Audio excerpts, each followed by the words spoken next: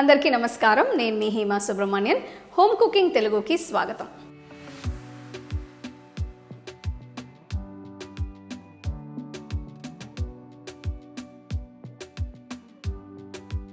మనం యూజువల్గా స్నాక్స్ అనుకుంటే యూజువల్గా మైండ్కి వచ్చేది ఏంటంటే సమోసాలు, కట్లెట్స్, ఇలాంటివి, బజ్జీలు, ఇలాంటివి ఎక్కువ మైండ్కి వస్తాయి.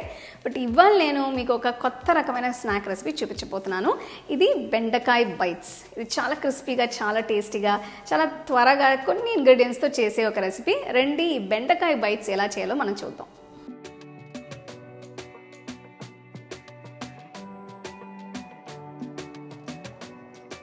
To watch this recipe in English, click on the link given in the description box. మీకు ఈ రెసిపీ నచ్చితే లైక్ చేసి, షేర్ చేసి హోమ్ కుకింగ్ తెలుగు ఛానల్కి సబ్స్క్రైబ్ చేయండి. మర్చిపోకుండా బెల్ ఐకాన్ని క్లిక్ చేయండి. నేను ఈ రెసిపీ కోసం 200 గ్రాములు బెండకాయల్ని తీసుకుంటున్నాను. ఇవి ఫ్రెష్గా ఉంటే బాగుంటాయి. వీటిని 2 అంగుళాలు పొడవు ఉండేట్టు కట్ చేసుకోవాలి. ఇలా కట్ చేసిన బెండకాయల్ని ఒక బౌల్లో వేసుకోవాలి. ఇందులో 1 టీ స్పూన్ ఉప్పు, 1/2 టీ స్పూన్ పసుపు, 1 టీ స్పూన్ ఎండు కారం, 1 టీ స్పూన్ జీలకర్ర పొడి, 1 టీ స్పూన్ చాట్ మసాలా పొడి, 1/2 టీ స్పూన్ గరం మసాలా పొడి వేసి అన్ని ముక్కలకి బాగా పట్టేట్టు కలుపుకోవాలి.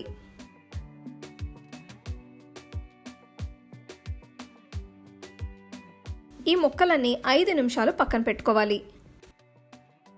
5 నిమిషాల తర్వాత చూస్తే బెండకాయలో నుంచి నీళ్లు రిలీజ్ అయ్యి మసాలా అన్ని ముక్కలకి బాగా కోట్ అయ్యి ఉంటుంది. ఇందులో 1 టేబుల్ స్పూన్ కార్న్ఫ్లవర్, 2 టేబుల్ స్పూన్ల మైదా వేసి బాగా కలపాలి.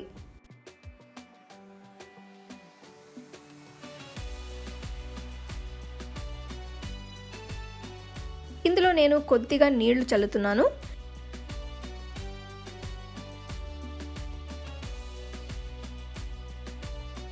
మళ్ళీ ఒక్కసారి ఇవన్నీ కలుపుకొని 5 నిమిషాలు పక్కన పెట్టాలి. ఒక బౌల్లో 2 టేబుల్ స్పూన్ల మైదా పిండి వేసి అందులో కొద్దిగా నీళ్లు పోసి కలిపి పల్చటి మిశ్రమంని తయారు చేయాలి. ఇందులో బెండకాయ ముక్కల్ని ముంచి ఆ తర్వాత బ్రెడ్ పొడిలో వేసి కోట్ చేయాలి.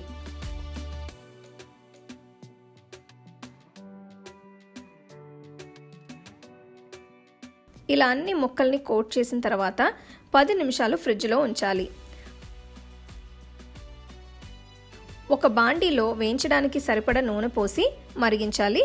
పొయ్యిని మీడియం ఫ్లేమ్లో ఉంచి బెండకాయ ముక్కల్ని ఒక్కొక్కటిగా వేసి వేయించాలి.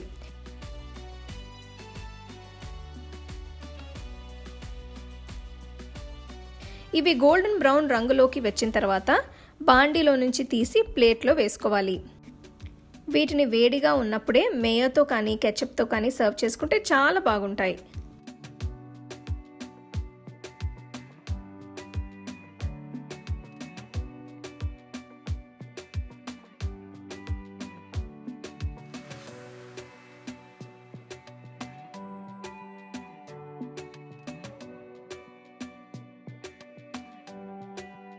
ఏంటంటే బెండకాయ బైట్స్ ఎంత సూపర్గా ఉందో, చూస్తానికి చాలా బాగున్నాయి. సో మీకు చూస్తే ఎక్స్టీరియర్ బయట చాలా క్రంచీగా ఉంటుంది, లోపల అంత సాఫ్ట్గా ఉంటుంది. సో ఇది మీరు స్నాక్గా కాకుండా మీరు యూజువల్గా రసం సాంబార్ చేసేటప్పుడు కూడా ఇది మీరు సైడ్ డిష్గా కూడా మీరు చేసి తినచ్చు. చాలా రుచిగా ఉంటుంది. సో తప్పకుండా ఈ రెసిపీని మీరు ట్రై చేసి ఎంజాయ్ చేయండి.